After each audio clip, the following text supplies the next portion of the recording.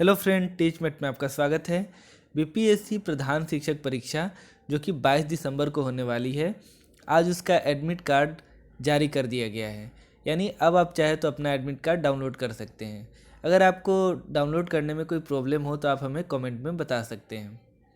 और अब काफ़ी कम समय बचा है तो हम लोग जितना ज़्यादा से ज़्यादा रिवीजन कर सकें या जो पॉइंट हम लोगों ने बनाया है उसको ज़्यादा से ज़्यादा पढ़ें तो हमारे लिए बेहतर होगा। तो आज हमारा ये जो रिवीजन सेट है वो 10वां है और इसमें हम लोग कक्षा 8 तक के यानी क्लास 8 तक के साइंस से रिलेटेड 30 क्वेश्चन को देखेंगे, क्योंकि एग्जाम में आपको 15 नंबर के साइंस के क्वेश्चन देखने को मिलेंगे। तो चलिए शुरू करते हैं आज का प्रैक्टिस सेट। हमारा पहला प्रश्न है, हवाओं की ऊर्जा होती है, यानी हवा जो बहती है तो उसमें कौन सी ऊर्जा होती है। तो इसका सही जवाब है कि बहती हुई हवा में केवल गतिज ऊर्जा होती है, यानी कि हमारा ऑप्शन बी जो है वो करेक्ट हो जाएगा। बहती हुई हवा यानी कि विंड में केवल गति ऊर्जा होती है। हवाओं की गतिज ऊर्जा को ऊर्जा के अन्य रूपों जैसे विद्युत या यांत्रिक ऊर्जा में परिवर्तित किया जा सकता है। और आप जानते हैं कि जो काइनेटिक एनर्जी होता है उसका फॉर्मूला है ½ mv², यानी जो के होता है काइनेटिक एनर्जी वो बराबर होता है 1/2 mv²। ये इसका फॉर्मूला है, जहाँ पर m होता है द्रव्यमान और v होता है वेग, यानी कि कोई वस्तु जिस वेग से जा रही है वो उसका हो गया v और उसका जो द्रव्यमान है वो हो गया m। तो इस फार्मूला से आप किसी चीज़ का गति ऊर्जा निकाल सकते हैं। चलिए अब नेक्स्ट क्वेश्चन को देखते हैं। वायु शक्ति यानी विंड पावर में ऊर्जा का कौन सा रूप विद्युत ऊर्जा में परिवर्तित होता है। यानी आपको बताना है कि विंड पावर या वायु शक्ति में ऐसा कौन सा ऊर्जा का रूप है जो परिवर्तित होता है। तो इसका सही जवाब है ऑप्शन ए, गति ऊर्जा। यानी जो हमारा विंड पावर होता है वो बहती वायु से उत्पन्न गई ऊर्जा को पवन ऊर्जा कहते हैं।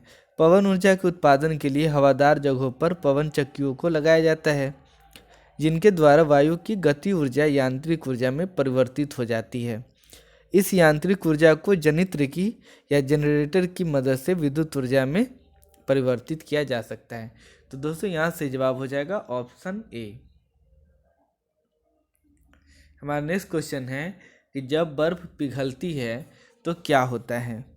तो जब बर्फ़ पिघलती है तो उसका आयतन घटता है, क्योंकि उसका घनत्व बढ़ जाता है, जिसके कारण उसका आयतन घटता है। क्योंकि आप जानते हैं कि जल का घनत्व बर्फ़ के घनत्व से अधिक होता है।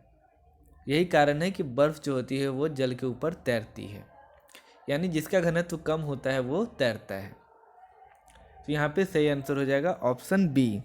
बर्फ अथवा जल का एक विशिष्ट गुण होता है कि वह 0 डिग्री से 4 डिग्री तापमान बढ़ने पर आयतन घटता है तथा घनत्व बढ़ता है। अतः जब बर्फ पिघलती है तो उसका आयतन बढ़ता है।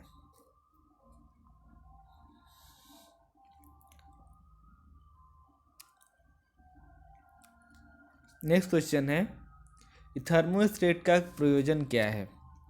थर्मोस्टेट जो होता है उसका प्रयोजन होता है कि तापमान को स्थिर रखना। जैसा कि ज्ञात है, थर्मोस्टेट से तापमान को हम लोग क्या करते हैं, स्थिर रखते हैं। अतः यहाँ सही जवाब हो जाएगा ऑप्शन सी, यानी कि तापमान को स्थिर रखना। नेक्स्ट है, प्रकाश का शून्यावकाश में वेग अनुमानतः, यानी कि जो वैक्यूम होता है वहाँ पे प्रकाश का वेग कितना होता है। तो ये बहुत ही आसान क्वेश्चन है कि प्रकाश का निर्वात में जो वेग होता है वो 3 × 10⁸ मीटर पर सेकेंड होता है। तो ये आपको बी ऑप्शन यहाँ पे सही हो जाएगा। ये सब काफ़ी इम्पोर्टेंट क्वेश्चन है, आपको इस सब चीज़ को ध्यान ही रखना है। नेक्स्ट है, प्रतिध्वनि सुनने का कारण क्या होता है। जो हम इको सुनते हैं उसका कारण क्या है। तो जो प्रतिध्वनि सुनते हैं उसका कारण है ध्वनि तरंग का परावर्तन, यानी इको सुनने के लिए तरंगों का परावर्तन आवश्यक है। जब ध्वनि किसी दृढ़ दीवार, पहाड़, गहरे कुएं आदि से परावर्तित होने के बाद सुनाई देती है तो उसे ही प्रतिध्वनि या इको कहते हैं। तो यहाँ पे सही जवाब हो जाएगा ऑप्शन ए।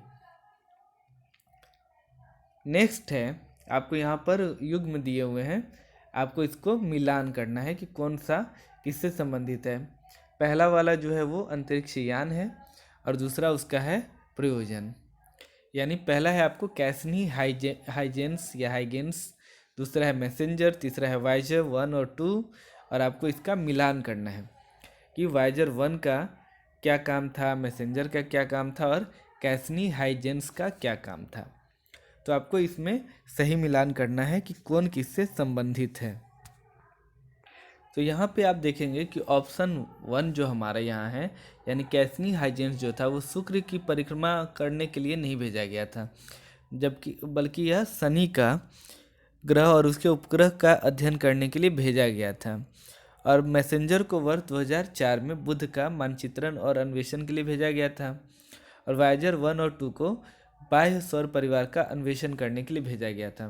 तो यहाँ पर 2 और 3 का मिलान सही है, जबकि 1 का आपको गलत है। तो इस तरह से केवल 2 और 3 जो है ये हमारा करेक्ट आंसर हो जाएगा। तो यहाँ पे ऑप्शन बी जो है वो करेक्ट हो जाएगा। ऑप्शन बी यहाँ पे 2 और 3 सही हो जाएंगे। सिद्धांत है delta P into delta x is greater than और इक्वल टू h/4 के लिए, यानी ये जो दिया गया है ये किसका सिद्धांत है, यानी कौन से सिद्धांत से ये संबंधित है। तो आप जानते हैं हाइजेनबर्ग का अनिश्चितता का जो सिद्धांत है वो ये कहा जाता है। नेक्स्ट है निम्नलिखित में से कौन सा एक प्रकृति में अनुचुंबकीय है। आपको बताना है कि इनमें से कौन एक अनुचुंबकीय है। तो इसका सही जवाब है ऑप्शन सी। यहाँ पे ऑप्शन सी, यानी कि ऑक्सीजन जो है वो अनुचुंबकीय होता है। और अनुचुंबकीय का मतलब यह होता है कि यदि किसी तत्व में अयुग्मित इलेक्ट्रॉन हो तो वह अनुचुंबकीय होता है। चूंकि ऑक्सीजन में अयुग्मित इलेक्ट्रॉन होते हैं अतः यह अनुचुंबकीय तत्व है। तांबा भी इसका एक उदाहरण है। नेक्स्ट है कि जीवाणु कोशिका में सूत्रकणिका की संख्या है। जो जीवाणु कोशिका होती है उसमें सूत्रकणिका की संख्या कितनी होती है, और इसका सही जवाब है ऑप्शन डी 0, यानी उसमें कोई सूत्रकणिका नहीं पाई जाती है। नेक्स्ट है पौधों की लंबाई में वृद्धि के लिए निम्न में से कौन सा आवश्यक नहीं है। पौधों की लंबाई में वृद्धि के लिए कौन सा चीज़ है जो जरूरी नहीं है, और यहाँ से जवाब हो जाएगा ऑप्शन बी, यानी कि सोडियम। पौधों की वृद्धि के लिए सोडियम की ज़रूरत नहीं पड़ती है, जबकि अन्य चीज़ों की ज़रूरत यहाँ पे पड़ती है, जैसे कि कैल्शियम, नाइट्रोजन और फास्फोरस। नेक्स्ट है सूची 1 को सूची 2 से सुमेलित कीजिए तथा दिए गए कूट में से सही उत्तर को चुनना है। पहले आपको मिलान करना है कि एड्रेलिन का क्या काम होता है, एस्ट्रोजन का क्या काम होता है, इंसुलिन का क्या काम होता है और फेरोमोन्स का क्या काम होता है, और उसके बाद आपको इसका सही मिलान करना है। एड्रेलिन के बारे में आप जानते हैं कि यह गुस्सा या डर, क्रोध, भय के प्रतिक्रिया स्वरूप, यानी जब उसके रिएक्शन के फलस्वरूप यह स्रावित होने वाला हार्मोन है। इस तरह से एस्ट्रोजन जो होता है, यानी हमारा जो बी है, वो मुख्यतः महिलाओं में यौन लक्षणों के विकास को प्रेरित करने वाला हार्मोन है। इंसुलिन जो होता है वो ग्लूकोज के उपापचय यानी कि मेटाबॉलिज्म के लिए महत्वपूर्ण है। और फेरोमोन्स जो होता है वो या गंध के द्वारा विपरीत लिंग के सदस्यों को आकर्षित करने के लिए स्रावित होने वाला हार्मोन है। तो यहाँ अगर आप मिलाएंगे तो इसे इस तरह से हो जाएगा एड्रेलिन, यानी पहले का एक का ये, एस्ट्रोजन आपको महिलाओं से संबंधित हो जाएगा, इंसुलिन ग्लूकोज को करेगा और फेरोमोन्स हो जाएगा 2 से। तो यहाँ पे आपका सही जवाब हो जाएगा ऑप्शन सी, यानी पहले का ए, दूसरे का 3 सी। इस तरह से यहाँ पे सही आंसर हमारा सी हो जाएगा। नेक्स्ट है मानव भ्रूण का हृदय कब स्पंदन करने लगता है, यानी वो पंप करना कब शुरू करता है। जो बच्चा होता है भ्रूण में वो कब उसका हृदय स्पंदन करना शुरू कर देता है, और इसका सही जवाब है ऑप्शन सी, अपने परिवर्धन के चतुर्थ सप्ताह में। यानी बच्चा लगभग जब 1 महीने का होता है तो उसका हार्ट वो पंप करना शुरू कर देता है। तो यहाँ पे ऑप्शन सी जो है वो करेक्ट हो जाएगा। भ्रूण 5वें सप्ताह तक 3 जननिक स्तरों का निर्माण हो जाता है। एंडोडर्म, मीसोडर्म और एक्टोडर्म। मानव भ्रूण अपने परिवर्धन के चौथे या पंचम सप्ताह में स्पंदन करने लगता है। तीसरे से आठवें में भ्रूण का विकास काल कहते हैं, यानी तीसरा से जो आठवां सप्ताह होता है उसे भ्रूण का विकास काल कहते हैं। तो यहाँ पे सही आंसर हो जाएगा ऑप्शन सी। नेक्स्ट है, तारों के कारण घटित आकाशीय परिघटना कौन सा है, यानी ऐसा कौन सा घटना है जो तारों के कारण होता है। ओजोन छिद्र, कृष्ण विवर, इंद्रधनुष या धूमकेतु। और इसका सही जवाब हो जाएगा कृष्ण विवर, यानी ब्लैक होल जो है वो तारों से संबंधित है, जबकि इंद्रधनुष जो है वो प्रकाश के पूर्ण आंतरिक परावर्तन तथा अपवर्तन से संबंधित है। ओजोन क्षेत्र जो होता है वो क्लोरोफ्लोरोकार्बन से संबंधित है। धूमकेतु एक धात्विक या चट्टानी पिंड है जो सूर्य के चारों ओर परिक्रमा करता है और इस पर जमी जो बर्फ होती है वो पिघलने से पूंछ का निर्माण होता है। तो ये जो है यहाँ पे सही आंसर हो जाएगा कृष्ण विवर या ब्लैक होल जो है वो तारों से संबंधित घटना है। नेक्स्ट है, निम्न में से विज्ञान की कौन सी प्रकृति है। विज्ञान का जो नेचर है वो क्या होता है, क्या यह एक परिणाम है या एक प्रक्रिया है या ये दोनों है। तो ये कौन सा इसका सही है, तो ये प्रक्रिया एवं परिणाम दोनों है, यहाँ पे ऑप्शन सी करेक्ट हो जाएगा। नेक्स्ट है, निम्न में से कौन सा सही नहीं है। आपको बताना है कि इसमें से कौन सा ऑप्शन हमारा सही नहीं है। तो उद्देश्य एवं प्राप्य उद्देश्य समान है, ये यहाँ पे कथन जो दिया है वो सही नहीं है। कैसे सही नहीं है, तो इसको हम थोड़ा समझते हैं। शिक्षण उद्देश्य शिक्षण अधिगम प्रक्रिया को गति व दिशा प्रदान करते हैं, जबकि शिक्षण के उपरांत प्राप्त उद्देश्य से शिक्षण की सफलता और असफलता का निर्धारण किया जाता है। शिक्षण उद्देश्य और प्राप्त उद्देश्य में अंतर होता है। इस शिक्षण उद्देश्य शिक्षण अधिगम प्रक्रिया को गति व दिशा प्रदान करते हैं, जबकि शिक्षण के उपरांत प्राप्त उद्देश्य से शिक्षण की सफलता विफलता का निर्धारण होता है। इस कारण से दोनों में अंतर आप देखने को मिलते हैं। जैसे शिक्षण के लिए निर्धारित किए गए उद्देश्य कुछ दीर्घकालीन होते हैं और कुछ तात्कालिक होते हैं। तो इस तरह से हम कह सकते हैं कि उद्देश्य एवं प्राप्य उद्देश्य, यानी कि शिक्षा के उपरांत जो प्राप्त उद्देश्य होते हैं वो समान नहीं होते बल्कि अलग अलग होते हैं। नेक्स्ट है, निम्नलिखित में से कौन सा उच्च प्राथमिक स्तर पर विज्ञान शिक्षण का वांछित उद्देश्य नहीं है। और इसका सही जवाब हो जाएगा ऑप्शन सी। विज्ञान की प्राकृतिक और वस्तु विषयों को याद करके उन्हें उपलब्ध ज्ञान प्राप्त करना। तो किसी चीज़ को याद करके उसका जो ज्ञान प्राप्त करना, ये उसका सही उद्देश्य नहीं होता है। तो यहाँ पे ऑप्शन सी हमारा करेक्ट हो जाएगा। आप सभी ऑप्शन को अगर देखेंगे तो आसानी से समझ जाएंगे कि क्या सही होगा। नेक्स्ट है, अधिगम की जटिलता की प्रतिक्रिया के रूप में निम्नलिखित में से कौन सी विधि के उपयोग की सलाह विज्ञान शिक्षकों को नहीं दी जाती है।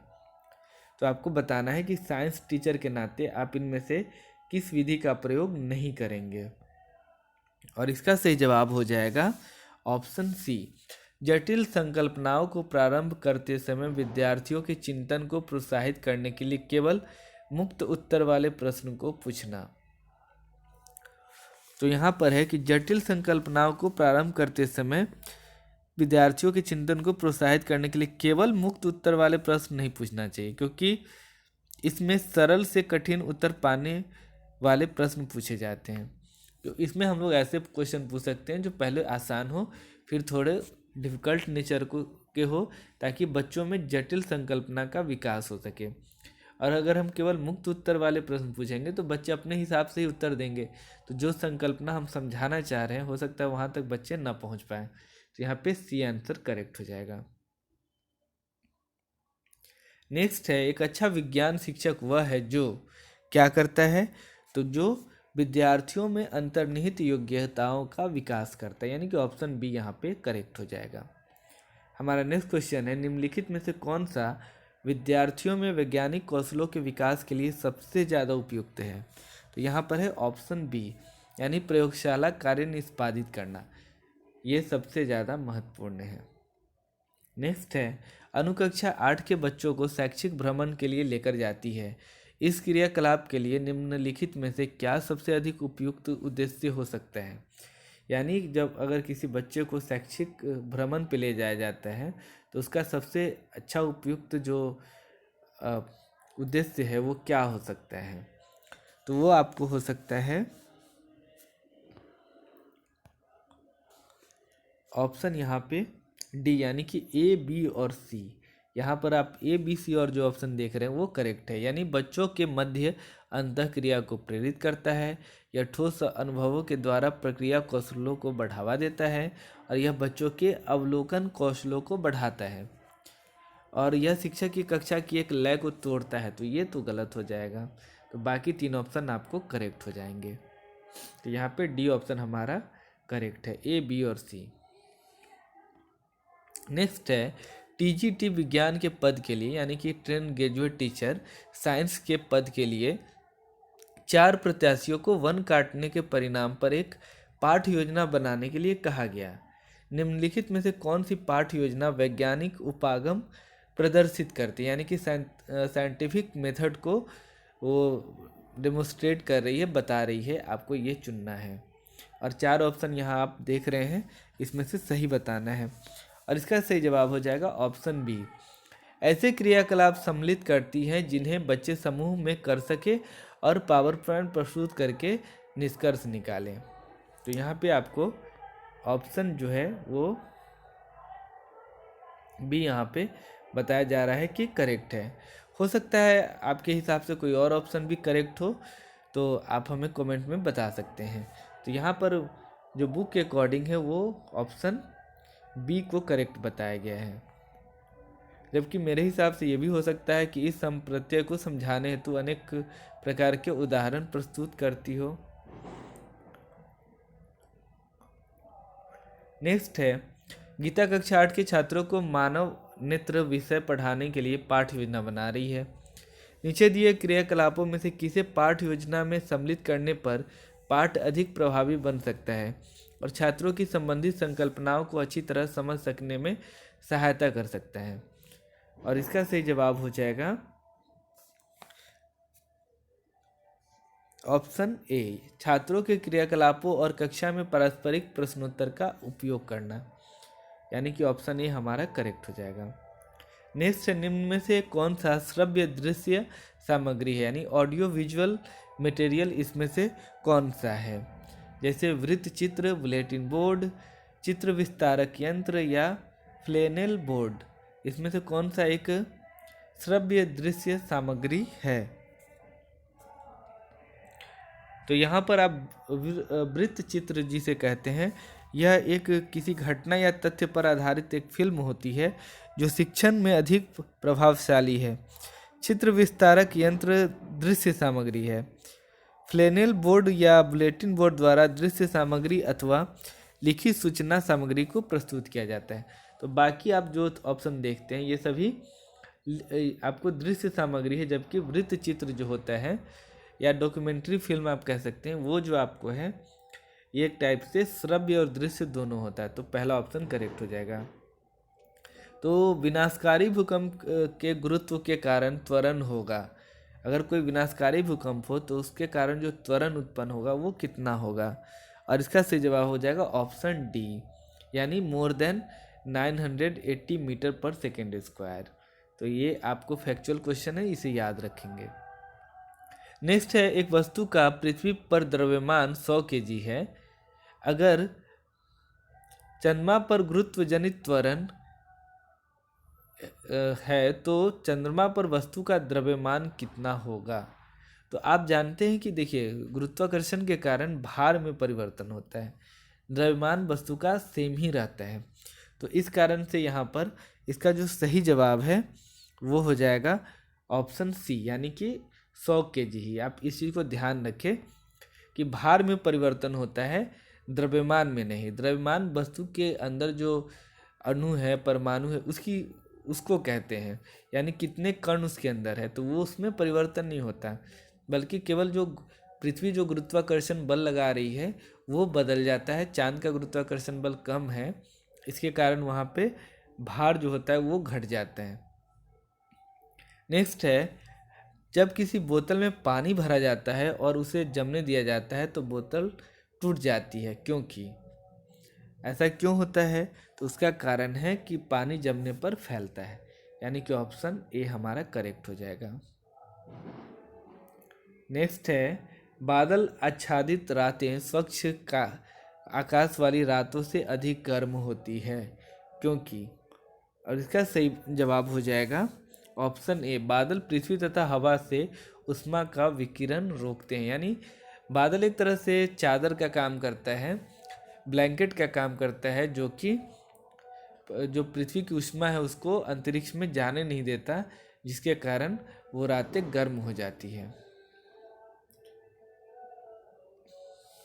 नेक्स्ट है, पृथ्वी के ध्वनि के पुनरुत्पादन यानी रिप्रोड्यूसिंग के लिए एक CD compact disc audio player में प्रयुक्त होता है। ये कौन सा है? तो इसका सही जवाब है option C, laser beam. Last question है कि जब लोलक घड़ी की लंबाई चौगुनी की जाती है तब उसकी समयावधि यानी आवर्तकाल होता है कितना? तो इसका सही जवाब हो जाएगा ऑप्शन सी, यानी कि 2 गुनी। तो ये था दोस्तों आज का हमारा रिवीजन सेट 10। उम्मीद है आपको अच्छा लगा होगा। Thank you very much.